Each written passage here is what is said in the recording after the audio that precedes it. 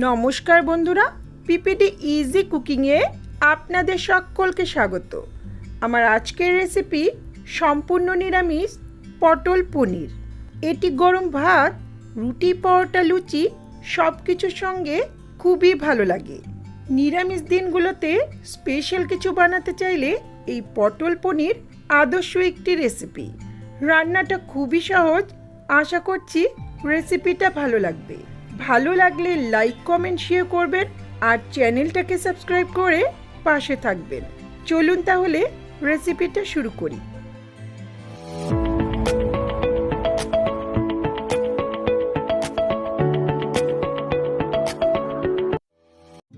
সবার প্রথমে এখানে হাফ কিলো পটল অল্প একটু খোসা ছাড়িয়ে ছোট ছোট টুকরো করে কেটে নিয়েছি।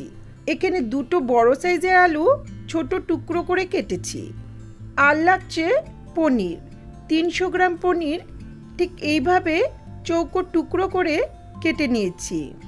চলে যাচ্ছি নেক্সট প্রিপারেশনে।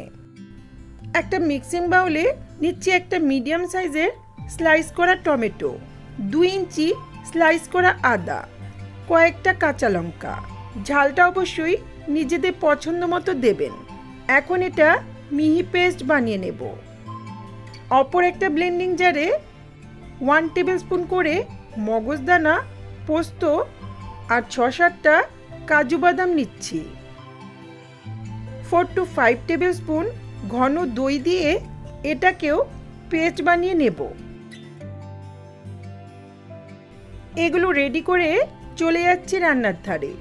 গ্যাসে একটা কড়াই বসিয়ে 5 to 6 টেবিল স্পুনের মতো সাদা তেল ভালো করে গরম করে নিচ্ছি। তেল ভালো করে গরম হলে গ্যাসের ফ্লেমটা একেবারে লোতে রেখে খুব সামান্য একটু হলুদ ছিটিয়ে পনিরের টুকরোগুলো দিয়ে দিচ্ছি।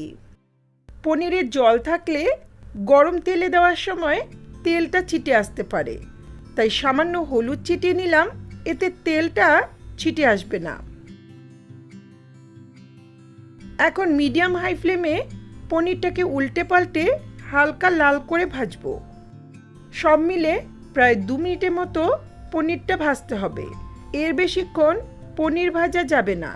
বেশি সময় নিয়ে পনির ভাজলে পনিরগুলো শক্ত হয়ে যেতে পারে।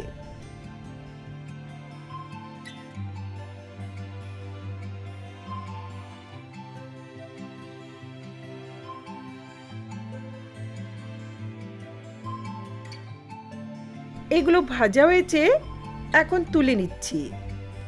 চাইলে সামান্য একটু উষ্ণ জলে চিনি গুলে তাতে ভাজা পনিরগুলো রাখতে পারেন, এতে পনিরটা আরও অনেক বেশি নরম হবে।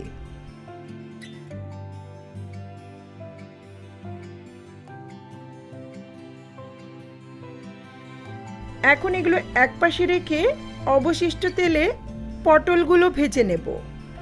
পটলটা ধোয়ার পর এতে যদি জল থেকে থাকে তাহলে কড়াইতে দেওয়ার আগে একই পদ্ধতিতে সামান্য হলুদ ছিটিয়ে নিতে পারেন।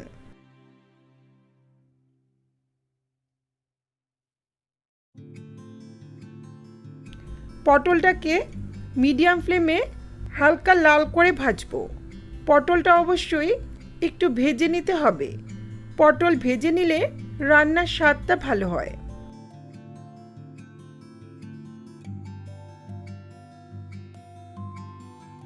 খুব সামান্য একটু লবণ দিয়ে পটলটা মিডিয়াম ফ্লেমে হালকা লাল করে ভাজবো।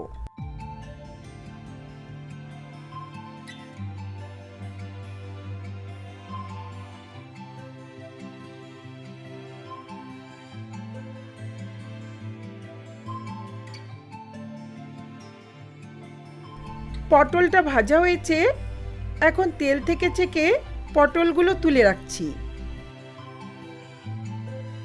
দেখুন পটলগুলো যেরকম ভাজা হয়েছে, এর বেশি ভাজার প্রয়োজন নেই।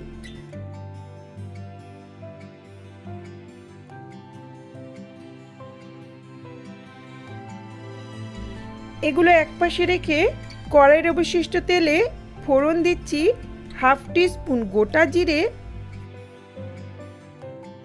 একটা শুকনো লঙ্কা আর একটা তেজপাতা। চাইলে গোটা গরম মশলাও ফোড়নে দিতে পারেন। ফোড়নটাকে কয়েক সেকেন্ড ভেজে নেব। ফোড়ন থেকে সুন্দর গন্ধ বেরোলে এখন ছোট করে কাটা আলুগুলো দিয়ে দিচ্ছি।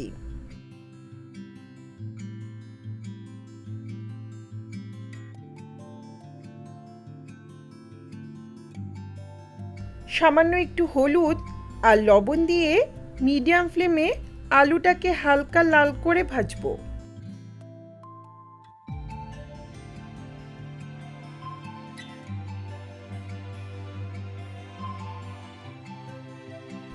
আলু হালকা ভাজা হলে এখন আদা লঙ্কা টমেটো পেস্টটা দিয়ে দিচ্ছি।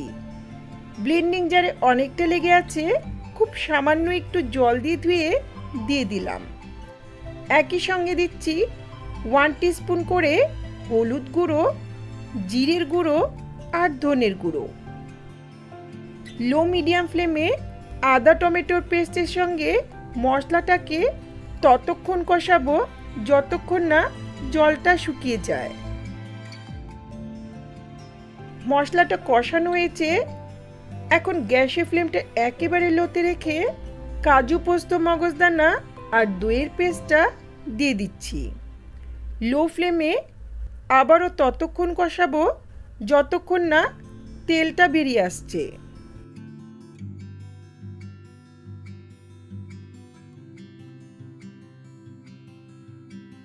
তিন চার মিনিট কষানোর পর তেলটা আলাদা হয়ে এসছে। ঠিক এই অবস্থায় ভেজে রাখা পটলগুলো দিয়ে দিচ্ছি। পটলটা দেওয়ার পর আরও 2 মিনিটের মতো মিডিয়াম ফ্লেমে মশলার সঙ্গে কষিয়ে নেব।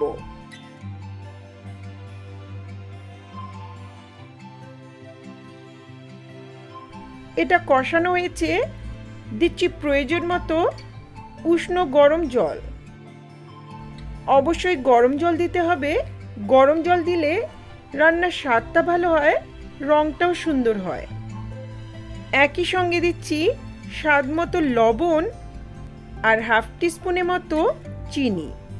যেহেতু টমেটো আর দই দুইয়েরই ব্যবহার হয়েছে, তাই টেস্টের ব্যালেন্সের জন্য চিনিটা অবশ্যই দিতে হবে। এখন ভালো করে মিশিয়ে নিয়ে 5-7 মিনিটের মতো মিডিয়াম ফ্লেমে রান্নাটা হতে দেব। 5-7 মিনিট পর আলু আর পটলটা প্রায় সেদ্ধ হয়ে গেছে। এখন ভেজে রাখা পনিরগুলো দিয়ে দিচ্ছি।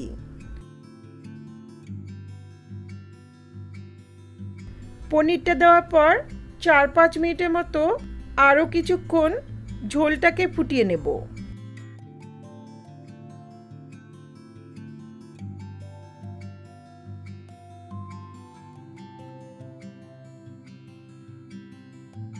রান্নাটা প্রায় হয়ে এসছে, ঝোলটা অনেকটাই ঘন হয়ে গেছে। এখন সবশেষে দিচ্ছি 1-2 টেবিল স্পুনের মতো ঘি।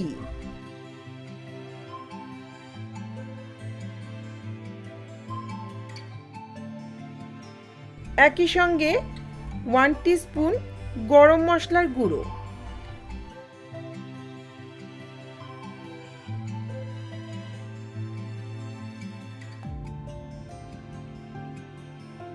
আর রান্না করার প্রয়োজন নেই। ভালো করে মিশিয়ে নিয়ে ঢাকা দিয়ে গ্যাসের ফ্লেমটা অফ করে কিছুক্ষণ স্ট্যান্ডিং টাইমে রেখে দেব।